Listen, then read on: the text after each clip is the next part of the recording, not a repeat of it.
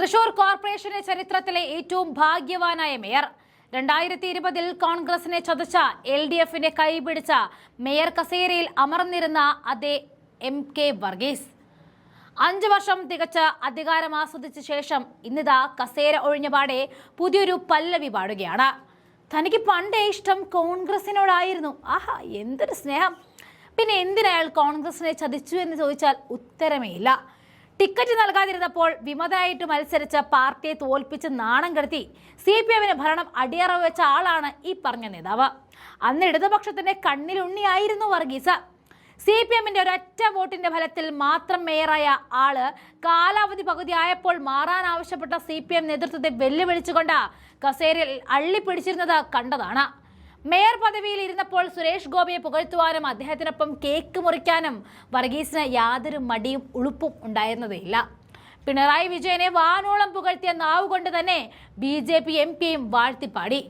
ആകാശപാത പണിഞ്ഞ തൃശൂരിന്റെ വികസനത്തിനാണോ അതോ സ്വന്തം രാഷ്ട്രീയ ലാഭത്തിലേക്കുള്ള പാലമായിട്ടാണോ എന്ന് ജനങ്ങളിപ്പോൾ സംശയിക്കുകയാണ്. ഇപ്പോൾ കേരളത്തിലെ കാറ്റ് കോൺഗ്രസിലേക്കാണ് എന്ന് കണ്ടപ്പോൾ മറുപുറം ചാടാനൊരുങ്ങുന്നു. 40 വർഷത്തെ പഴയ ബന്ധം പൊടി തട്ടിയെടുക്കുന്നത്. പക്ഷേ വർഗീസെ, നിങ്ങൾ ഒന്ന് ഓർക്കുക, അധികാരമുള്ളപ്പോൾ മാത്രം പാർട്ടിയെ സ്നേഹിക്കുന്ന ഇത്തരം പുകഞ്ഞ കൊള്ളികളെ പുറത്തു തന്നെ നിർത്തുന്നതാണ് നല്ല രാഷ്ട്രീയം. രാഷ്ട്രീയം അവസരവാദത്തിന്റെ കലയാണ് എന്ന് MK വർഗീസ് വീണ്ടും തെളിയിക്കുകയാണ്. തെരഞ്ഞെടുപ്പ് കഴിഞ്ഞാൽ സ്വന്തം ഇഷ്ടം മാത്രം നോക്കുന്ന ഇത്തരം കാര്യം കാണാൻ വേണ്ടി മാത്രം നേതാക്കളെ വിശ്വസിക്കണോ എന്ന് തീരുമാനിക്കേണ്ടത് അണികൾ തന്നെയാണ്. വർഗീസ് ഇനി ഏത് പാതയിലൂടെ പോയാലും ആ വഴിയിൽ ജനങ്ങളുടെ വിധി കാത്തിരിക്കുന്നുണ്ടാകും. തൃശൂർ കോർപ്പറേഷനിൽ LDF 24, UDF 23, NDA 6, Varghese 1 എന്നിങ്ങനെയായിരുന്നു vote നില. വർഗീസിനെ വോട്ട് കിട്ടാൻ മാത്രമാണ് CPM അദ്ദേഹത്തെ മേയറാക്കി മാറ്റിയത്.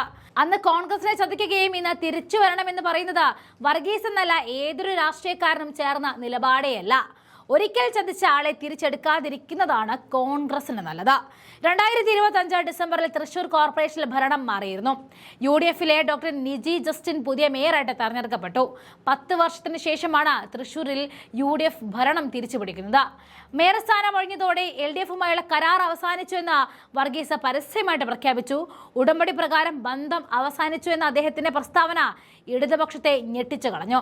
പോലീസുകാർ തന്നെ സല്യൂട്ട് ചെയ്യുന്നില്ല എന്ന് പരാതിപ്പെട്ട് DGP കത്തെഴുതിയ വർഗീസിനെ പോലെ ഒരാളെ തിരിച്ചെടുക്കുന്നത് പ്രവർത്തകരുടെ ആത്മവീര്യം തകർക്കുക തന്നെ ചെയ്യും. ചതിയുടെ ചരിത്രമുള്ളവർക്ക് മുന്നിൽ പാർട്ടി വാതിൽ കൊട്ടിയടക്കുക തന്നെ വേണം.